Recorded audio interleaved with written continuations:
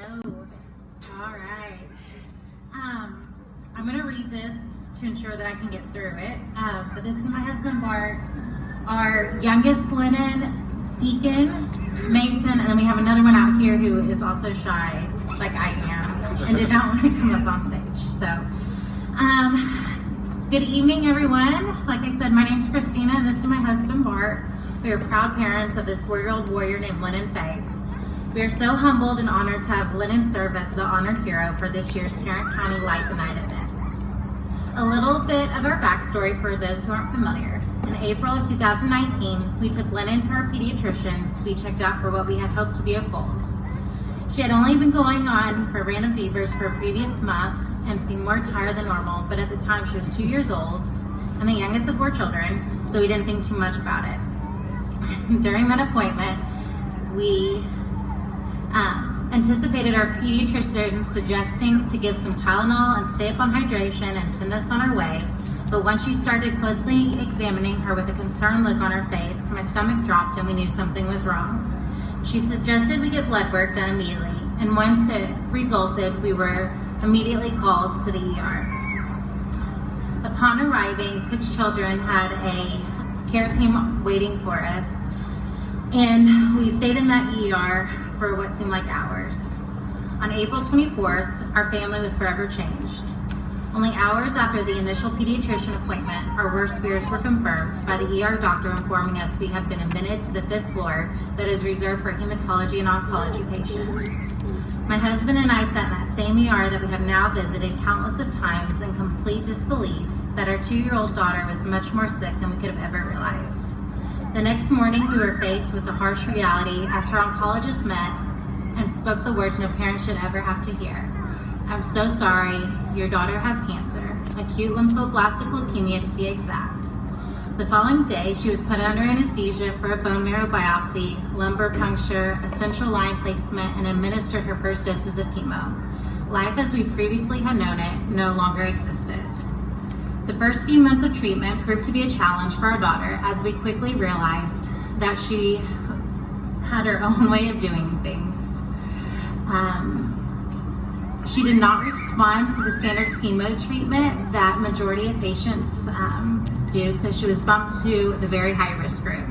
With ALL, 95% of children fall into remission status in the first month, then spend the following 2 years in treatment, keeping the leukemia from returning. With Lennon, she needed things a little bit differently, and after the first 3 months, she still had not reached the status we leukemia families refer to as MRD negative, the first crucial milestone in dictating how the remainder of treatment looks. We were then told she was considered refractory and that chemo was not working on its own, so she would need ultimately a bone marrow transplant or to proceed with CAR T therapy to aid in survival.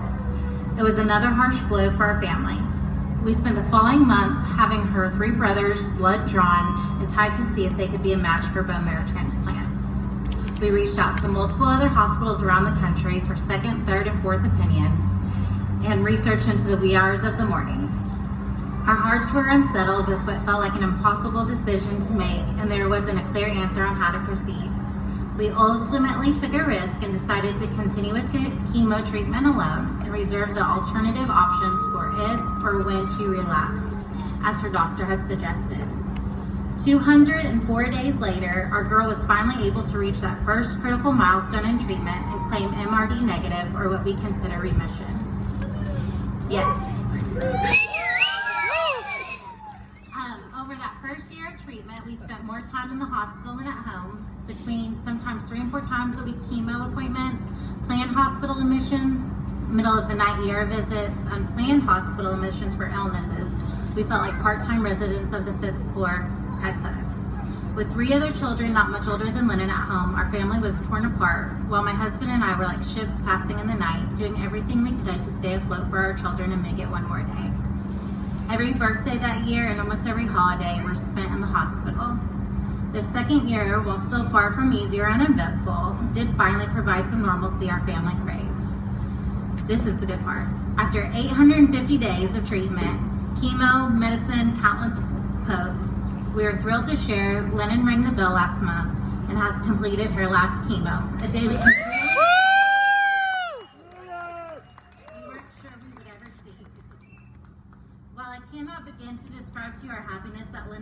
finally done, it does not come without a constant reminder of the many families and friends we've met over the last few years that have not been able to celebrate with the ringing of a bell.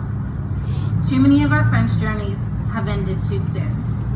One of the reasons we are so proud to be a part of Light the Night is because LLS has a long history of supporting some of the most impactful research to advance life-saving therapies for children with blood cancers. From revolutionary CAR T-cell immunotherapy to leading-edge genomics to identify the drivers of pediatric blood cancers. Through the LLS Children's Initiative, Cures and Care for Children, the Leukemia and Lymphoma Society is increasing its investment in pediatric cancer research to help children like my daughter, Lennon. On behalf of my family and our warrior, Lennon Faye, we want to say thank you to each and every one of you who is helping us light the night. Thank y'all. Yeah, Lennon! Yeah, Lennon!